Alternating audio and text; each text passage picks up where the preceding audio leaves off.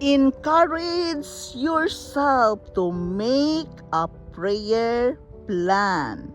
Hello friends, this is Shundel and today's share is about encouraging yourself to make a prayer plan. I am sharing with you my spiritual lifestyle. In my spiritual lifestyle, I pray every day. I meditate in order for me to feel good with myself, in order for me to feel blessed, inspired, and motivated. These are the tools I am using to live my best life, and I am sharing it with you.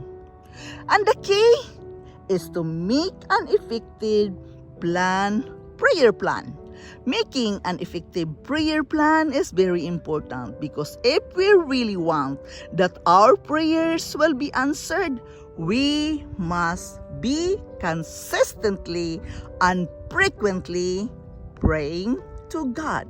It is about communicating with Him. It is about getting in touch with Him through our prayers and meditation.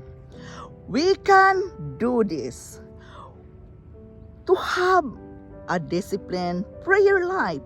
We must accept that our needs will be answered through prayer. Consider how much Jesus depended on our prayer. When we are dependent on praying to Him, He will give us the desire of our heart. He will bless us and answer our prayer. Admit your needs to learn. You have to learn to pray in order for you to feel blessed and secure that you are not alone. He is with you. Align yourself with God. Attune to others' needs. Adapt a focus on God. Accept God's help and adapt a prayer plan. If we really want to hold on to God to be with us, to guide us, to protect us, to lead us, we must adopt a prayer plan as He is a part of our life.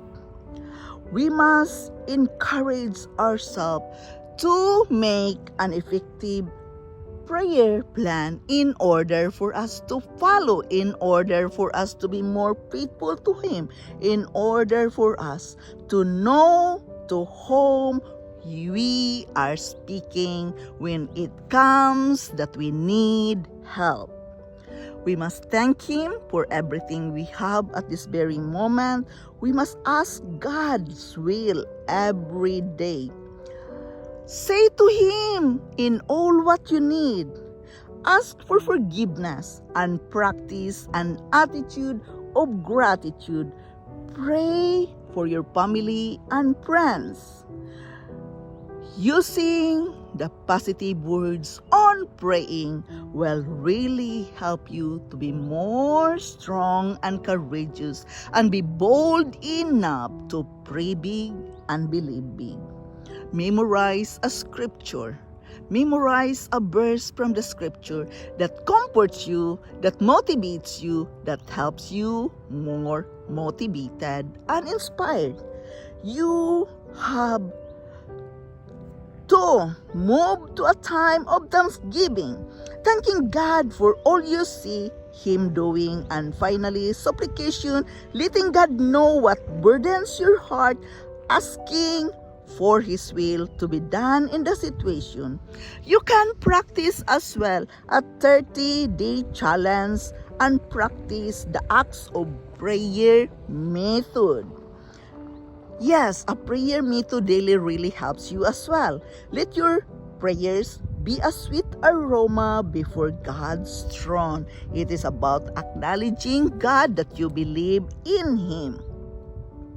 To have a disciplined prayer life, we must consider Him as our Creator, as our anchor, as our supplier, as our provider, as our Savior. We must know. There are keys to have an effective prayer. The key to effective prayer, we must know the principles, the beginning point of all our prayer. Number 1, we have to worship. Holiness, be holy.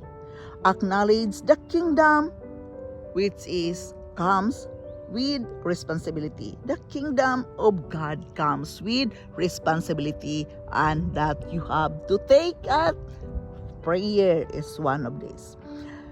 You have to acknowledge day-to-day dependence upon God. When you pray, you are dependent to Him to be there for you to answer your prayers. So say everything to Him. And of course, we have to forgive. Forgiveness is a must if we want to experience the answered prayer. Be obedient and be faithful, trusting it all to God. Be faithful to Him. He is faithful to us as well. This is Yundel. Thank you for listening. Thank you for dropping here in my channel. I am very grateful to each and every one of you supporting me here in my life journey. I love you all, and bye-bye.